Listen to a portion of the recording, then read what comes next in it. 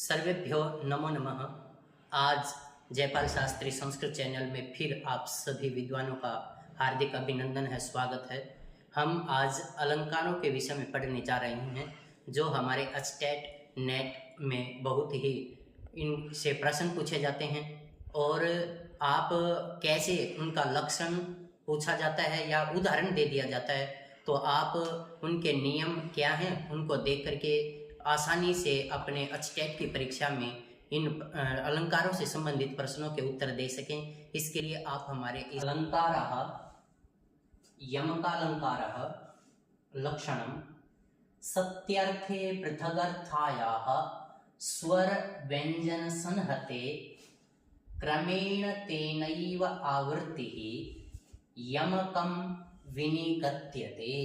अर्थात जहाँ पर सति अर्थे ऐसा अर्थ होने पर, पृथक अर्थायाः पृथक अर्थ होने पर, स्वर और व्यंजन के समूह के क्रम से तेनैव आवृत्ति ही, जो बार बार एक ही वर्ण की उसी प्रकार आवृत्ति हो जाए, वहां पर यमकम विनिगद्यते, उसे यमकालंकार कहते हैं।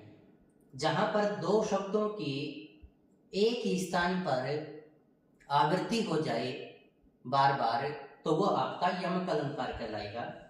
इसका अर्थ है, यदि अर्थवान हो, सार्थक हो, भिन्न अर्थ वाले स्वर व्यंजन समुदाय की उसी क्रम से यदि आवृत्ति होती है तो यमकालंकार कहते हैं। इन पर भी ध्यान दें। यमकालंकार में दो पदों की आवृत्ति होती है। जो यमकालंकार होता है उसमें दो पद एक जैसे आएंगे। पदों में स्वर व्यंजन समूह की आवृत्ति क्रमशः होती है। उसके अंदर आपके क्रम से ही व्यंजन और जो है व्यंजन समुदाय और स्वर, उनकी क्रम से ही आवृत्ति होगी, आगे पीछे नहीं होंगे।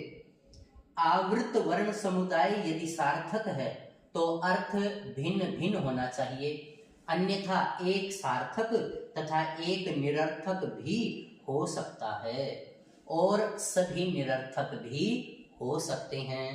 एक सार्थक एक निरर्थक, या दोनों ही सार्थक या दोनों ही निरर्थक भी हो सकते हैं। उदाहरण है, प्रजाः प्रजाः स्व इव तंत्रयित्वा निषेवते शांतमना विविक्तम् यूथानि संचार्य रवि प्रतप्तः शीतं दिवा स्थानमिव द्वीपेन्द्रः। कहता है कि यहाँ पर प्रजा संतान के समान और प्रजा जनता, इन दोनों पदों में भिन्न भिन्न अर्थ है। यहाँ कहता है कि जो राजा दुष्यंत हैं वो अब संतान के समान अपनी प्रजा का पालन करके, उनका जो शासन है वो करके शांत मन वाला होकर एकांत स्थान का उसी प्रकार सेवन कर रहा है जिस प्रकार हाथियों का जो समूह है उसको रवि सूर्य के बड़ी ही प्रचंड गर्मी से संतप्त होकर दिन में घूमने के पश्चात जैसे वो महावत है, वो एकांत में जो शीतल स्थान है उसका सेवन करता है, उसी प्रकार राजा भी एकांत स्थान का सेवन कर रहा है। तो यहाँ पर प्रजा प्रजा दो बार आ गया। एक प्रजा का अर्थ है संतान और एक प्रजा का अर्थ है जनता। अर्थात राजा दुष्यंत प्रजा को अपनी संतान के समान, तो दोनों के अर्थ अलग अलग हो गए, इसलिए यहाँ पर यमकालंकार है। और यमकालंकार के 11 भेद होते हैं। तो ये आपका यमकालंकार था। स्यादिन्द्रवज्रा यदि तौ च गौकः प्रजा प्रजा स्वा इव तंत्रयित्वा निषेवते शान्तमना विविक्तम् यूथानि संचार्य रवि प्रतप्तः शीतं दिवास्थानमिव द्वीपेन्द्रः। रूपकालंकारः, ये रूपक अलंकार है और आपके स्टेट की परीक्षा में इसमें से काफी बार पूछा गया है। तो आप ध्यान रखें कि जहाँ पर उपमान और उपमेय का अभेदारोप कर दिया जाए वो आपका रूपक अलंकार होगा। तो इसका लक्षण है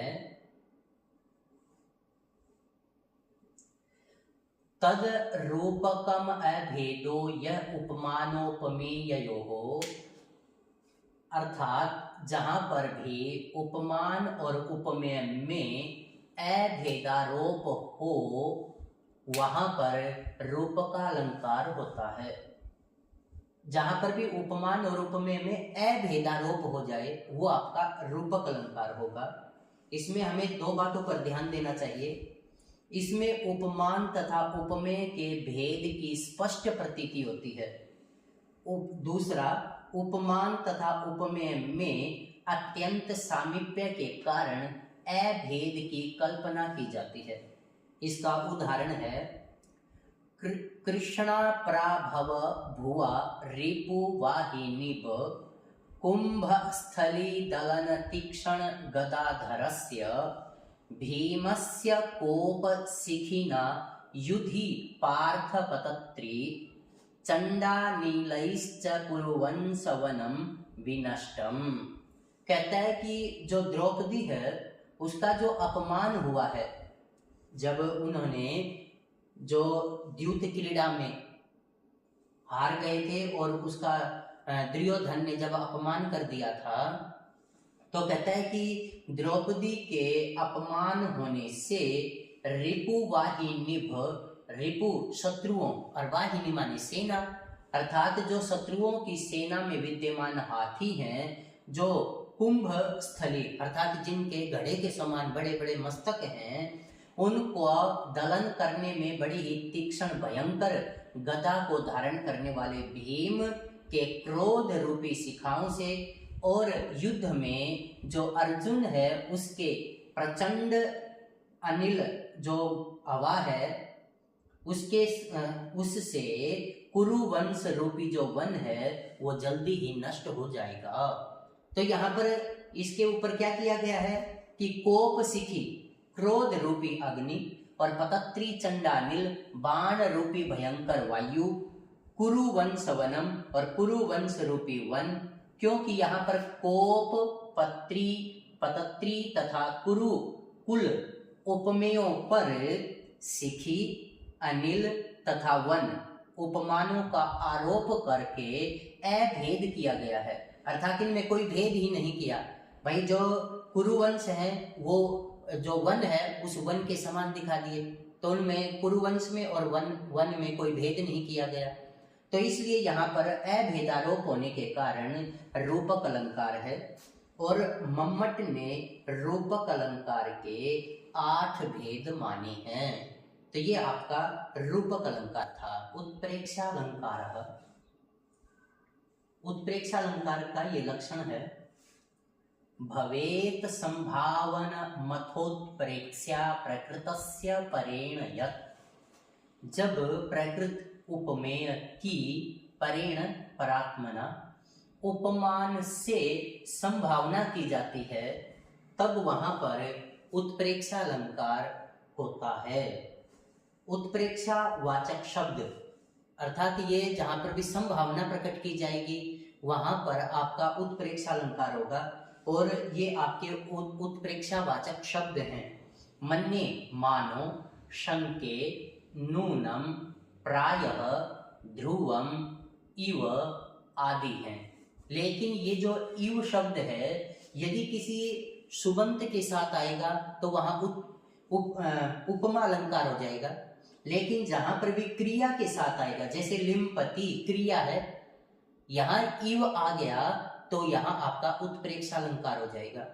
तो आप ध्यान दें कि जहां पर भी क्रिया के साथ इव आ जाए, जैसे लिम्पति प्लस इव लिम्पतीव, वर्षति प्लस इव वर्षतीव, तो जहां पर भी क्रिया के साथ इव आएगा वहीं पर आपका उत्प्रेक्षालंकार हो जाएगा।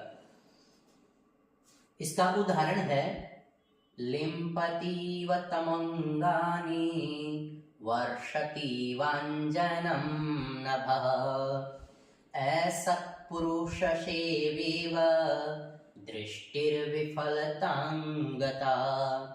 कहता है कि लिम्पतियो जैसे लीप रहा है, तमो अंगानी ये अंधकार मेरे अंगों को जैसे लीप रहा है, वर्षतिवांजनम नभः और आकाश जैसे काजल को बरसा रहा है, और उस काजल से मेरे जो अंग हैं वो जैसे लीपे जा रहे हों, और ऐसत पुरुष से वे जैसे ऐसत पुरुष अर्थात जो दुष्ट पुरुष है उसकी जैसे मैंने कोई सेवा की हो, और दृष्टि विफलतांगता और मेरी दृष्टि भी विफलता को प्राप्त हो गई है। तो यहाँ पर क्रिया के साथ इव आ गया, तो यह आपका उत्प्रेक्षा अलंकार था। यहाँ अत्यधिक घने अंधकार में शरीर को लीपने की और आकाश से काजल की वर्षा होने की संभावना की गई है, अतः यहाँ उत्प्रेक्षा अलंकार है। और विश्वनाथ आचार्य ने जो साहित्य दर्पणकार हैं उन्होंने इसके 3 भेद माने हैं। तो ये आपका उत्प्रेक्षा अलंकार था, और ये आपके अचटैट में काफी बार पूछा गया है। तो यह आप ध्यान दें कि रूपक अलंकार है या भाई जो आपका ये उत्प्रेक्षा अलंकार है, इनमें से प्रश्न पूछा जाता है, तो इनका उत्तर कैसे देना है, इनकी क्या क्या बातें ध्यान रखने योग्य हैं, इस पर आप ध्यान दें। तो आपका ये जो प्रश्न आएगा इसमें आप अपने आप को सफलता प्राप्त करेंगे।